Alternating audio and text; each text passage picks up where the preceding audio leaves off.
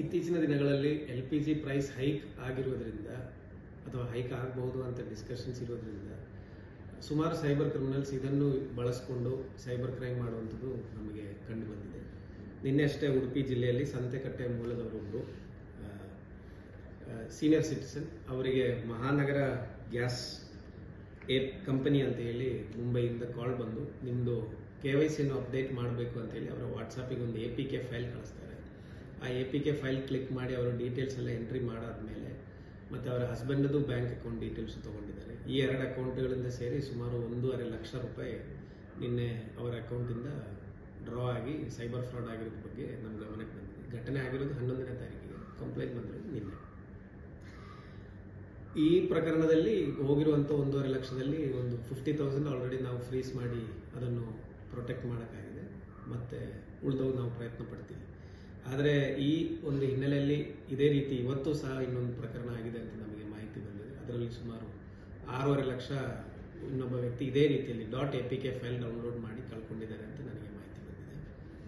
ಎಲ್ಲ ಸಾರ್ವಜನಿಕರ ಹತ್ರ ನಾನು ಕೆಲವೊಂದು ಮಾಹಿತಿಗಳು ಹೇಳಲಿಕ್ಕೆ ಇಚ್ಛೆಪಡ್ತೀನಿ. ಈ .APK ಫೈಲ್ಸ್ ವಾಟ್ಸಪ್ಪಲ್ಲಿ ಸೆಂಡ್ ಮಾಡೋದು ಸೈಬರ್ ಕ್ರಿಮಿನಲ್ಸ್ ಮೇನ್ಲಿ. ಅವರು ಅಲ್ಲದೆ ಬೇರೆ ಯಾರು ಈ ಥರ .APK ಫೈಲ್ಸ್ ನಿಮಗೆ ಕಳಿಸಿ ಡೌನ್ಲೋಡ್ ಮಾಡೋಕ್ಕೆ ಕೇಳಲ್ಲ. ಒಂದನೇ ವಿಚಾರ.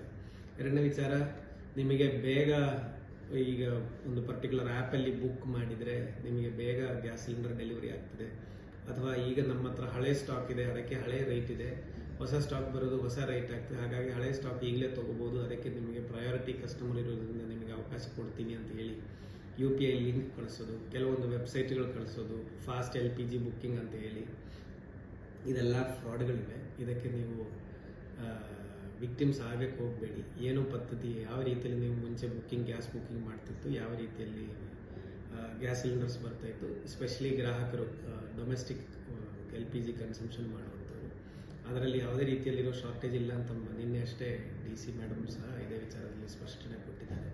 ಹಾಗಾಗಿ ಏನು ಪ್ರೊಸೆಸ್ ಇದೆ ಅದನ್ನು ನಡೀತಾ ಇರಲಿ.